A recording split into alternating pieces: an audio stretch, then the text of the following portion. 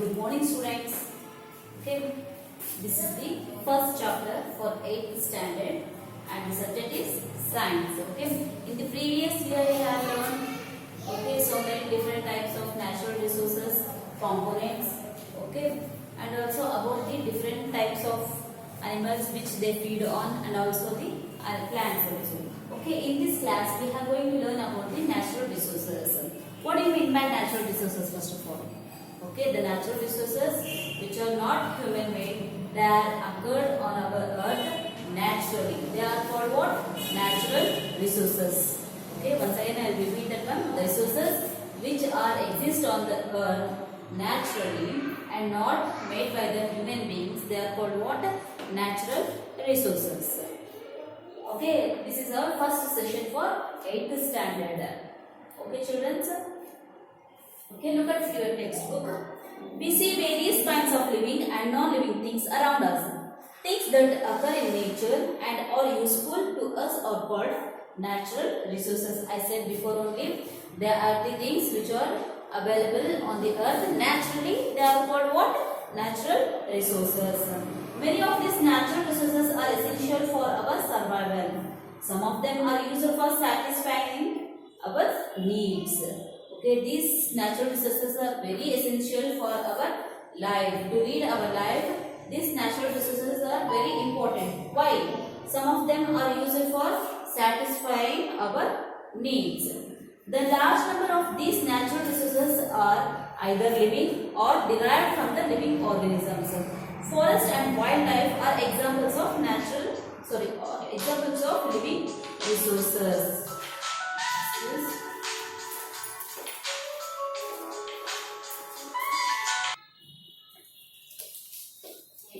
Sorry children for the disturbance.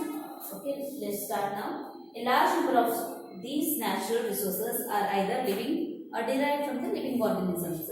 Forest and wildlife are examples of living organisms. Some of the large number of these natural resources which are exist on the earth, they are made up of the living beings or else they are the product of the living organisms.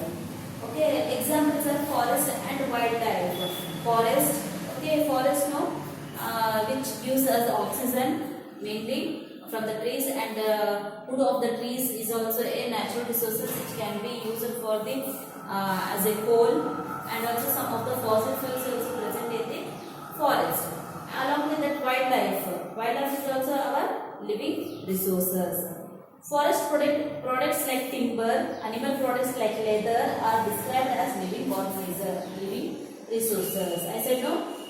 For forest products like timber, the wood of the timber tree. It is used for the constructions of the houses, to prepare the doors.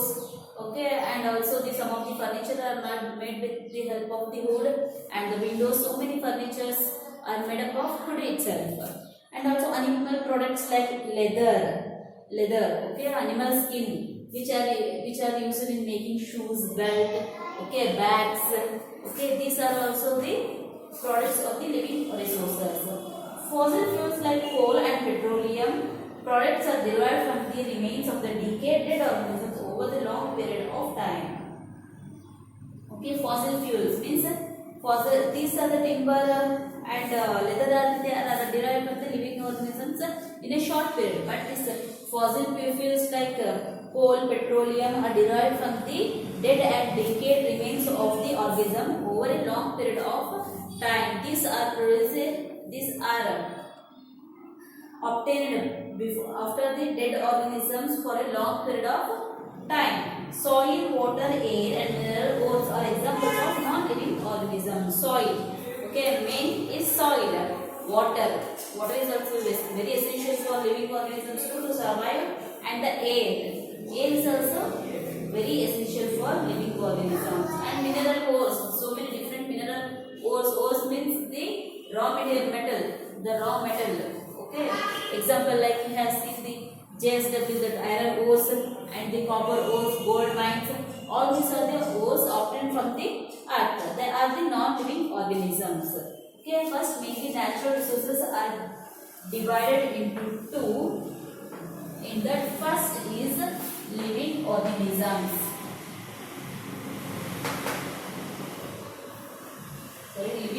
resources. And this is non-living resources. Living resources I said no. It is the timber from the trees and also the leather from the so many animals. And non-living resources which are fossil fuels and petroleum and water, air and other coal. These are the non-living resources which are existed on the earth. Okay, natural resources are divided into two. They are living resources and non-living resources. Some natural resources get replenished in nature easily. Such resources are called renewable natural resources. Wildlife, forests, etc. are examples of renewable resources. Some of the resources are continuously available for use. For example, solar energy and wind energy. Such resources are described as inexhaustible resources. Okay, in living resources we get again two, that is forest and wildlife. Okay, in living resources we get only two, that is forest and wildlife. Okay, in non-living things we will get two. Okay, first is renewable. Renewable means they are the resources which are exhaustible very soon. Okay, renewable resource and non-renewable resource. Okay, if we use more and more also it won't exist. It is available for a long period. It is called what? Non-renewable resource. Okay, renewable resources. Some natural resources get replenished in nature easily. Replenished means it will exhaust very soon by using more and more. They are called what? Renewable natural resources. Such resources are called what? Renewable natural resources. Example, wildlife, forest. Okay, if you use more and more the forest, if you cut more and more trees, it will be exhaust very soon. And also the wildlife also are examples of renewable resources. Some of the resources are continuously available for use. Okay, some of the resources are available for a long time. It won't exhaust. They are called what? Non-renewable resources. In non-renewable resources, we get the okay. In renewable resources, we have two. That is inexhaustible.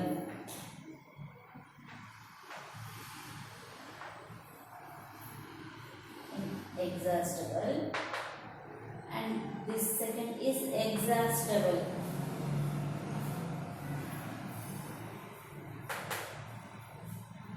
Inexhaustible means they won't exhaust itself. This solar energy can be used for a long time, and how much you need you can use that one. And wind energy.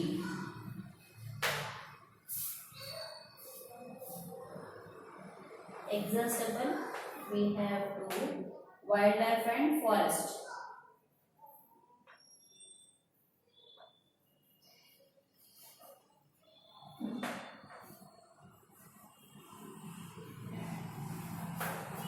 In non-renewable resources, we have two, that is mineral and fossils.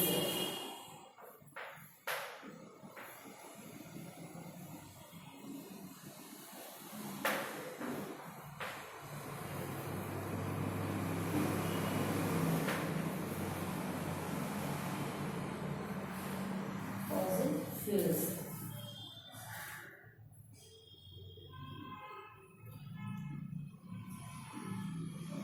In renewable resources, we have inexhaustible and exhaustible. In inexhaustible means the energy cannot be exhausted. Okay, there are solar energy and the wind energy. Okay, children. And in the exhaustible, the forest and the life which are being exhausted very soon. Children, first in living, non-living resources we have two. They are renewable and non-renewable. In renewable means it can be the resources which cannot be exhausted very soon. Okay, in that again we have two. That is inexhaustible and exhaustible. In renewable resources also we have both. In inexhaustible, it includes solar energy, wind energy. Okay, and exhaustible, that is wildlife and forest. If you use more and more, those it can be exhaust very soon. And in this non-renewable resources means it cannot be, if you once it has been finished, we can't get again. Again it takes so many thousands of years to get that one. Resources like forest and wildlife may get depleted by continuous use or interference by humans. However, they can be replenished to maintain a flow. Hence, they are called exhaustible resources. As I know, if you use more and more the wildlife and the forest, it can be exhausted very soon.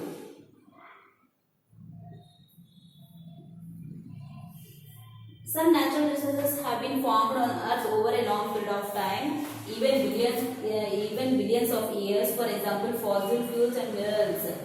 Okay, the rate of formation of such minerals is very slow compared to the rate of which they are being used by humans. Such resources can be replenished. Once depleted are called non-renewable resources. As I know, they take so many billions of years ago to form this again minerals and the fossil fuels. If we use more and more, it exhausted, we can't get again. Okay, they are called what? Non-renewable resources. Let us learn more about some of these natural resources that is significant influence on human life. Okay, some of the main resources which are present on the earth and which is also very important for the human beings and all the living organisms. First is in that water. Water is a unique natural resources and it is very much essential for existence of life. Water is a very unique natural material which is exists on the earth and it is also essential for the human beings and all the living organisms. Okay, now if there is no water, we can live. No, without drinking water, we can't live for one day also. Okay. It is the most critical limiting factors for many aspects of life such as environmental stability, biodiversity conservation, fuel security and even healthcare. In most cases, there is no substitute for water. The most significant aspect of water is that it is largely irreplaceable resource unlike energy which has alternative. Okay.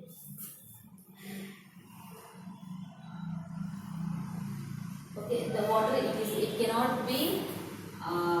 There is no alternative for the water. Instead of if you go to any minerals, we can use the other minerals for the alternative. But in the water, we can't use any material for the water. This is the main significance for the presence of the organisms on the earth. In nature, water may be change its form, but we can always retrieve it. The earth holds the same quantity of water as it did when it was formed. Okay, in nature, water may change its form. In nature, the water may change its form. Means it may be sometimes it may be in the vapor form, sometimes it may be in the liquid, and sometimes it will be in the solid form. Okay, the water which is contained in the earth, contained on the earth. Okay, before how much it was, now also at present it is same, but it changed its form. Some of the water will be in the oceans, seas, rivers, lakes, ponds. Okay, before how much it was there water content on the earth, at present also same quantity of the water is present on the earth. You may be aware that nearly 71% of the earth's surface is covered by the water. It is one of the most important components required for sustaining life on the earth. I said no before only, that is 71% of the earth is covered with the water. It is the main substance for the presence of the life on the earth. Nearly 97% of water on the earth is held in oceans, seas and other large water bodies. Okay, in 100%. You think this is the 100%. This is the midpoint, and 97% of water is present in the sea, oceans and other large water bodies. Okay, how much? In 100% of water, 97% of the water is present in seas, ocean and other large water bodies itself. 0.001% of water occurs in the atmosphere as water vapor. Okay, only 0.001 is in vapor. Okay, vapor in the atmosphere. Vapor in atmosphere. About 2.4% of water is found in glaciers and polar ice caps. Remaining water is found in rivers, lakes, ponds and other water bodies. Okay, as the ice and the glaciers, how much is present? 2.4% of the water is in the form of the ice form. Okay, glaciers form which is present in the northern pole, southern pole and like in Himalayas also. Okay, remaining only how much it has been remains here in 100%, 97% is in the sea, ocean and the large water bodies, and 2.4% in the ice or glaciers, and 0.001% is in the vapor. Okay, remaining how much is present in the as a drinking water or fresh water, you can see here.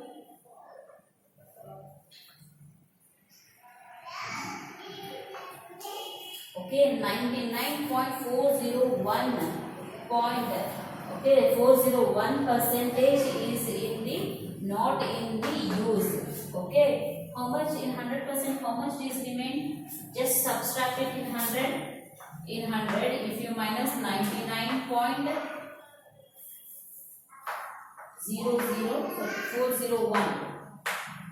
Okay, if nothing is there means have to take there 0. Okay, then minus 1 is 9. Again 9 will be 9 minus there is 9 itself. 9 minus 4 is how much? 5, and here will be 9. 9 minus 9 is 0. 9 minus 9 is 0. How much percentage of water is available on the earth? That is 0.599% of water is useful for drinking and for the domestic purpose. Okay. In 100% of water, only 0.599% of water is available for the drinking and also for the domestic purpose, and remaining 99.401% is in the form of the seas, ocean, glaciers and in the form of vapor. As such, a very small percentage of this valuable natural resources is available for human use. How much the small percentage? That is 0.599% of water is only available for the purpose of human beings and also for purpose of and also useful for the plants and animals. Down they have given the activity 1.1. Measure 2200 ml of water in a container. Assume that 2200 ml represents the total water available on earth. Take a teaspoon and measure at 12 spoonful of water in a small transparent container. This is the total amount of fresh water on the earth, including the water found in lakes, rivers, ice caps and a groundwater. The water remains in the large container represents the salty water from the container with the 12 spoons of water. Measure out 12 spoons full in a dish and remove a half spoon of water from the container, which now has 10 spoonfuls of water. This represents the water found on the surface of the earth in fresh From the remaining water in the small container, remove a one drop using an ink dropper. This drop represents the amount of water found in rivers. Okay, the small container will now have about 9 spoonful of water left in it. This represents the amount of stored in ice caps. Compare the quantities of water in the various containers. Okay, what they have given here activity is, first you have to take the 2200 ml of water, that is 2 liters 200 ml of water in a container. Assume that 2000 total water available in the earth. Okay, you have to take that 2200 ml of water is contained what it represents the complete water which are present on the earth. Take a teaspoon and measure. Okay, you have to take the teaspoon and measure the 12 spoons of water and you have to put in the another container. Okay, that 12 spoons you have taken water, no, that is the water which is the fresh water is present on the land. Okay, in that you have to take a 2 spoons into a dish and remove a half spoon of water. Measure out 2 spoonfuls into a dish and remove a half a spoon of water from the containers which has 12 spoons of water. In the 12 spoonful of water you have to remove the 2 spoons of water. That 2 spoons of water, what it represents? That is the 2 spoons of the teaspoons of water represent the fresh water lakes. Okay, lakes are present, no? That 2 spoons of water represents the lakes, the water which is present in the lake. From the remaining water in the small container, remove 1 drop using an ink dripper. Okay, you will have ink dripper, no? In that 1 drop of water we have to remove from that. That 1 drop of water indicates the presence of water in the rivers. The small container will have now 9 spoonful of water left in. Okay, remaining 9 spoons which is left in container, no, it represents the amount stored in the ice caps. Compare the quantities of water in the various containers. Now we have to compare the different containers. Okay, this is the 2200 ml of water. In that you have removed 12. Again in that you have removed 3 spoons. There is 2 spoons as the water which is present in lakes, and 1 drop as the water which is present in the river, and again remaining the water is present in the form of ice caps. With even such a small quantity of water available, humans have been using water for various purposes. But human beings are using this water for the various purposes. It is essential that the average consumption of water by human being ranges from 20 liters to 30 liters per day. Okay, how much the human beings will consume daily? They may consume 20 liters to 30 liters of water by each person per day, depending on the activity and place of living. Depending on the place and what are the activities they done, according to that the water will be consumed. Next, water is used for various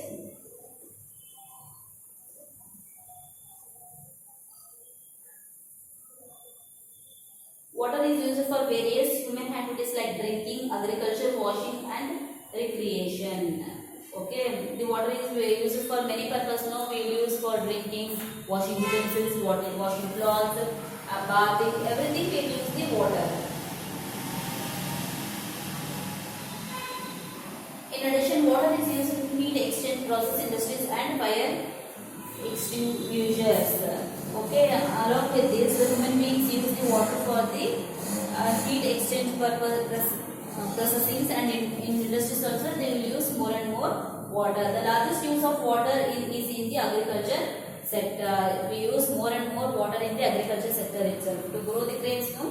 In our country, it is essential that more than 80% of water available for human use is employed for the agriculture practices. Okay, the 80% of water which is available on our country is used for the agriculture purpose itself. In states like Punjab, Haryana, Uttar Pradesh and Gujarat, over 85% of irrigation is done through the groundwater sources. Okay, these are the states which they use the underground water for the irrigation purpose. Which are the states? Punjab, Haryana, Uttar Pradesh and Gujarat.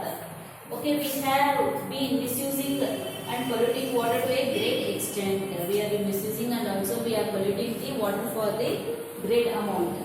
Some of the problems related to water in our country are scarcity, overuse and unequal distribution. Okay, some of the main problems related to water is using more and more, scarcity is deficiency of water, and unequal distribution. Okay, the water is not distributed equally throughout the country, but it is unequal. The annual rainfall in the country is about 400 million hectare-meter. Okay, what is the annual rainfall of our country? That is 400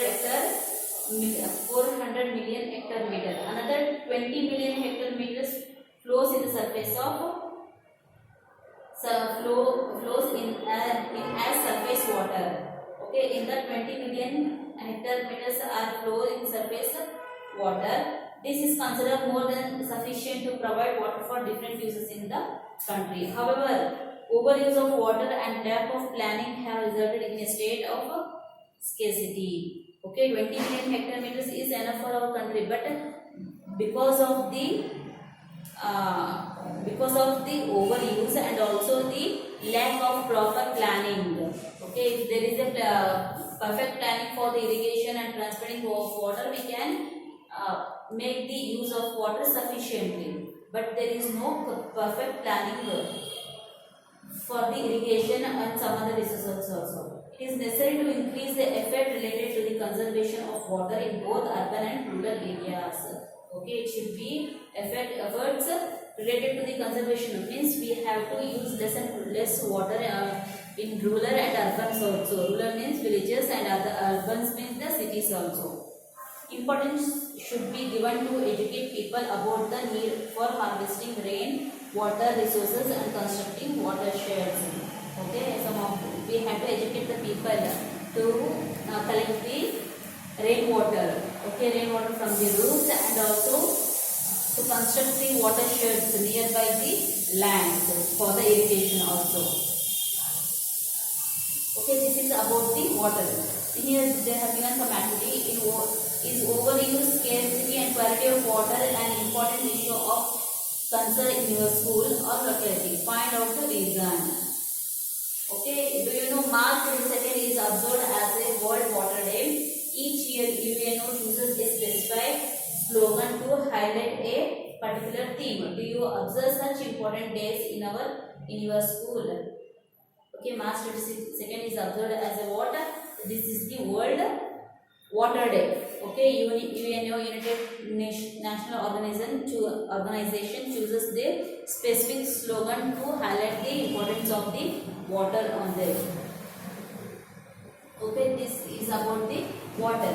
And next topic, that is about the soil, I will do in the next class. Okay, children, if you have any doubts regarding this, that are the natural resources, you have to draw the chart before I draw, in the starting of the lesson, write down the heading and draw the chart in your notes. Okay, children, for the science you have to use the one side rule notes, not completely ruled notes. You have to use one side plain and one side ruled. One side, if you ask in bookstore one side rule means they will provide one side rule. Totally you take 3 notes, one side rule, one for the biology, chemistry and physics. This lesson you have to write in the biology notes itself. Totally there are 12 lessons in this part 1 textbook. Okay, first lesson I did, that is for the biology itself, and the second lesson our environment is the biology, and the third structure of atom, this is chemistry.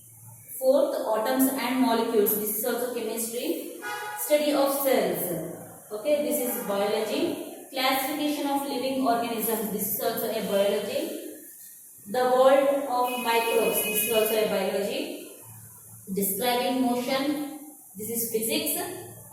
Force and the Newton law of motion, this is also physics.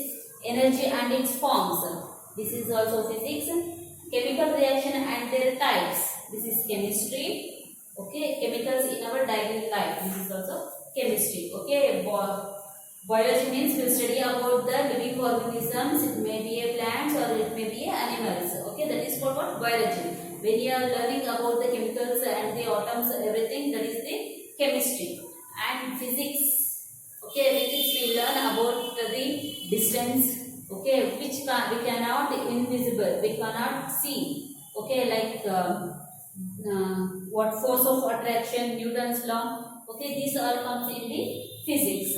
Okay, this ends your session. First for the 8th standard. Regarding this, if you have any doubts, you can call or else you can text me to students. Okay, remaining next of chapter I will continue in the next class tomorrow itself. After completing the lesson, I will give you notes. You have to write in the notes itself.